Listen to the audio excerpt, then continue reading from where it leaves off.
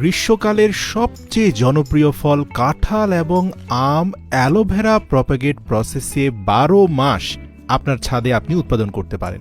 এই প্রক্রিয়ায় কাঁঠালের ফলন হতে মাত্র ৩ মাস সময় লাগে এবং এত সহজ এই প্রক্রিয়াটি যে কেউ অনুসরণ করতে পারেন। শুরুতেই উপযুক্ত এক টুকরো বাকল আপনার পছন্দের কাঁঠাল গাছ থেকে ভিডিওতে দেখানো প্রসেসে একটা ধারালো ব্লেডের সাহায্যে চারপাশ থেকে কেটে আলাদা করে নিতে হবে। এখন এই এক টুকরো কাঁঠাল গাছের বাকল থেকে মাতৃগাছের মতো স্বাদ আর গন্ধযুক্ত কাঁঠাল পেতে তার উপরে এক টুকরো রসুনের কোয়াকে ভালো করে ঘষে রসুনের রস লাগিয়ে নিতে হবে। জার্মিনেশন প্রক্রিয়াকে শক্তিশালী করতে এই এক টুকরো কাঁঠাল গাছের বাকলের সাইজে আরেক টুকরো অ্যালোভেরা নিতে হবে, যার উপরিভাগের স্কিনটাকে ফেলে দিয়ে ভিডিওতে দেখানো প্রসেসে মাতৃগাছের বাকলটাকে পারফেক্টলি প্লেস করতে হবে।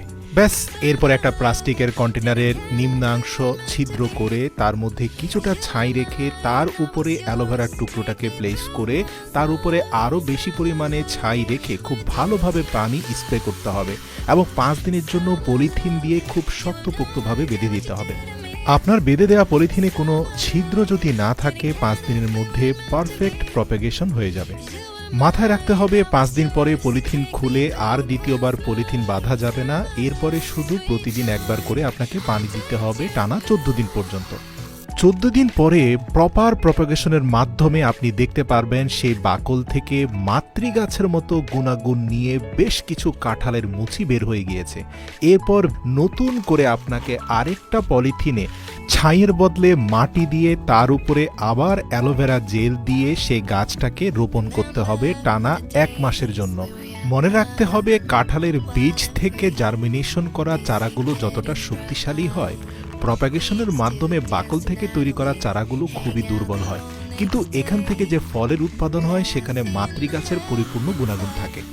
নতুন পলিথিনের ব্যাগে টানা 1 মাস ধরে প্রতিদিন প্রয়োজন অনুযায়ী পানি দিয়ে গেলে 1 মাস পরে দেখতে পাবেন কাঁঠালের মুচিগুলো বেশ পরিপক্ক হয়ে গিয়েছে। কিন্তু এই মুচিগুলো থেকে পরিপক্ক কাঁঠালে রূপান্তরিত হওয়ার জন্য আরও বেশি পুষ্টিগুণের দরকার, যার কারণে বীজতলায় আরও বেশি মাটির প্রয়োজন। এখন আপনাকে পুনরায় একটা বড় বালতিতে বেশি পরিমাণে মাটি দিয়ে সেখানে পুনরায় পূর্বের মতো করে অ্যালোভেরা জেল দিয়ে নতুন করে চারা গাছটি সেখানে রোপণ করতে হবে। নিয়মিত একবার করে পানি দিয়ে গেলে 60 দিন পরেই দেখতে পাবেন আপনার মুচিগুলো পূর্ণাঙ্গ কাঁঠালে রূপান্তরিত হয়েছে। বলে রাখি, এই কাঁঠালের স্বাদ এবং গন্ধ হুবহু মাতৃগাছের মতোই হবে। খুবই সংক্ষেপে বলে দিতে চাই, আপনি চাইলে আপনার রসালো পেয়ারা গাছের যে কোনো একটি উপযুক্ত ডালের মধ্যাংশকে বাছাই করে একই প্রক্রিয়ায় সুস্বাদু রসালো পেয়ারা খেতে পারেন 12 মাস আপনার বাড়ির ছাদে। মাথায় রাখতে হবে, এক্ষেত্রে পেয়ারা গাছের বাকল নয়, পূর্ণাঙ্গ ডালকে কেটে উপযুক্ত অংশের দুভাগকে ফেলে দিয়ে যেই অংশ থেকে প্রপাগেশন হবে তার অপোজিট জায়গাটাকে ভালো করে ধারালো ছুরি দিয়ে ছেঁচে নিতে হবে, যাতে খুব দ্রুত শিকড় গজাতে পারে। এরপর একই প্রক্রিয়ায় একটা টিস্যু পেপারের মধ্যে পর্যাপ্ত অ্যালোভেরা ন্যাচারাল জেল লাগিয়ে সেখানে প্রপাগেশনের জন্য কাটিং করা পেয়ারা ডালটাকে মুড়ে একটা প্লাস্টিক কন্টেনারের নিচে কোকোপিট রেখে তার মধ্যে টিস্যু পেপারটাকে রেখে তার উপরে পর্যাপ্ত কোকোপিট দিয়ে ভালো করে পানি স্প্রে করতে হবে। মনে রাখতে হবে, কাঁঠাল এবং পেয়ারার ক্ষেত্রে পার্থক্য হচ্ছে কাঁঠালের বীজতলায় আপনি ছাই দিয়েছিলেন, এখানে ছাই দিলে কাজ হবে না, এখানে আপনাকে কোকোপিট বা নারকেলের খোসার চূর্ণ দিতে হবে।